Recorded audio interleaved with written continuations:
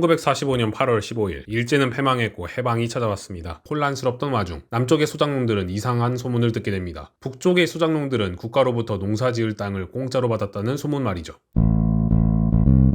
다들 아시다시피 일제강점기 시절 우리나라 농민들은 수탈에 시달리는 삶을 살았습니다. 당시 소작류가 평균 50% 남짓이었습니다. 1년 뼈 빠지게 농사지어서 쌀 10가마를 수확하면 5가마는 대지주들에게 바쳐야 했습니다. 평균이 그 정도지 동양 척식회사 다음 가는 대지주였던 구마모토 리헤이는 소작류를 70%나 받았고 심지어 종자나 비료값은 또 따로 받았다고 합니다. 현재 대한민국에서 종합소득세 초고소득 구간에서나 45%를 내고 소득세가 정말 높은 나라에서나 50% 후반에서 60%를 냅니다. 그것도 초소득 자 얘기지 서민들에게 70%를 뺏는 건 인간 말종이나 할 짓이었죠. 거기에 마름의 횡포까지 곁들여졌습니다. 마름은 지주로부터 소작지의 관리를 위임받은 관리인들을 일컫는 말입니다. 마름들은 위임받은 권한을 남용해 소작농들에게 계약 외의 강제 노역을 시키기도 하고 보릿고개 등의 시기에 고리대금업까지 겸하며 소작농들을 수탈했습니다. 절대다수의 농민들이 빈곤의 악순환을 겪고 있던 겁니다. 해방이 되자 소작농들은 무언가 나아지리라 기대했을 것입니다. 그 기대에 북한이 먼저 선수를 쳤습니다. 일본이 무조건 항복한 지 1년도 되지 않아 1946년 3월 5일에 농지개혁을 단행한 겁니다. 가장 먼저 일본의 소유지를 몰수한 건 당연한 수순이었고 1호당 5헥타르를 넘는 조선인 지주의 소유지, 스스로 경작하지 않고 전부 소작주는 소유자의 토지 등 대지주들의 땅을 무상으로 몰수하고 그걸 소작농들에게 무상으로 분배하겠다고 한 겁니다. 북한의 농지개혁이 어떻게 굴러가는지 세부적으로 뜯어보면 굉장히 이상한 점이 많습니다만 이는 뒤에서 언급하기로 하고 언뜻 헤드라인만 봤을 땐 소작농들을 굉장히 위하는 법안인 것처럼 보였습니다. 그래서 38선 이남의 소작농들이 동요할 것을 우려한 1948년 이전 미군정, 1948년 이후 대한민국 초대정부 역시 토지개혁을 단행합니다. 물론 북한처럼 무상몰수는 아니었습니다. 대지주들의 지가를 농지 연간 소출 150%로 쳐주고 5년 동안 균등 지급하는 조건으로 가져가는 일종의 유상몰수였습니다. 대한민국은 북한보다는 훨씬 유화적으로 분배를 시도했지만 여러 방해 요인으로 인해 완벽하게 토지개혁이 실행되진 않았습니다. 대지주들이 정보의 비대칭성을 토대로 땅을 매도해버리거나 대지주 편을 드는 국회의원의 반대 등 다양한 문제가 있었지만 가장 큰 문제는 바로 6.25 전쟁이었습니다. 동족 상잔의 비극을 겪으며 농지 관련 서류가 소실되어 버린 겁니다. 그래서 전후 원래 분배 예정이었던 면적의 56%만을 분배하며 불완전한 토지개혁이라는 평가를 받지만 효과가 아주 없지도 않았습니다. 1945년 광복 당시 13.8%였던 자작농 가구의 비율이 1964년에는 71.8%로 증가했으며 소작지 비율은 65%에서 8%로 감소했습니다. 농민들 간의 불평등을 어느 정도 해소하는 데 성공한 거죠. 여기서 근본적인 질문을 던지지 않을 수 없습니다. 여기 채널 이름이 부패의 알약인데 토지개혁이랑 부패랑 무슨 상관이에요? 동아시아 부패의 기원을 저술한 유종성 교수는 질문에 대해 경제적 불평등이 부패를 초래하고 부패가 경제적 발전을 방해한다 라고 주장하고 있습니다. 유종성 교수는 대한민국, 대만, 필리핀을 중점적으로 비교했습니다. 2020년 기준 부패인식 지수 순위는 25등 대만, 32등 대한민국, 115위 필리핀 순서이고 이는 3개국 각자 정부 수립 당시 불평등을 효과적으로 제거하는 데 성공했는지에 따라 갈린 순위라고 주장하고 있습니다. 대만도 대한민국과 비슷한 시기에 토지개혁을 성공했습니다. 반면 필리핀은 토지개혁에 실패했습니다. 1903년에는 수도원 토지법이 발효되어 수도원 소유의 땅을 소작농들에게 분배하려 했으나 대부분의 농지가 대지주와 미국 기업의 손으로 넘어가 버렸습니다. 1955년에는 토지개혁법이 통과되었지만 재분배 조건이 소작농의 과반수가 구매 청원을 할 때였습니다. 이 조건이 현실적으로 가능할까요? 생각해봅시다. 어느 학교에 일진이 있는데 학생 주임 선생님이 운동장에 전교생을 불러놓고 얘가 나쁜 짓 하는 거 본 적 있는 사람 손들어! 라고 말하면 손을 쉽사리 들 수 있을까요? 당연히 어렵죠. 소작농들도 불이익을 두려워한 나머지 제대로 된 청원을 하지 못한 겁니다. 불평등이 심화되면 생기는 부패 문제 중 가장 큰 문제는 바로 매표 문제를 필두로 한 후견주의입니다. 여기 A나라와 B나라에 10명이 있다고 해봅시다. A나라는 경제적 불평등이 적어서 가장 많이 버는 사람의 소득이 2만 원이고 나머지는 소득이 만 원입니다. B나라는 빈부격차가 심해서 가장 많이 버는 사람이 10만 원을 벌고 나머지는 5천 원씩 법니다. 이때 나 뽑아주면 돈을 주겠다라고 금권 선거를 벌이려면 어디가 용이할까요? 당연히 B나라가 용이합니다. 가장 많이 버는 사람이 상대적으로 빈곤한 자들을 매수하기 쉽기 때문입니다. 이와 같이 1960년대만 하더라도 대한민국, 대만, 필리핀 3개 국가 중 가장 잘 사는 나라는 필리핀이었지만 불평등과 부패를 이기지 못하고 대한민국과 대만에게 부패인식, 경제성장 면에서 추월당하고 말았습니다.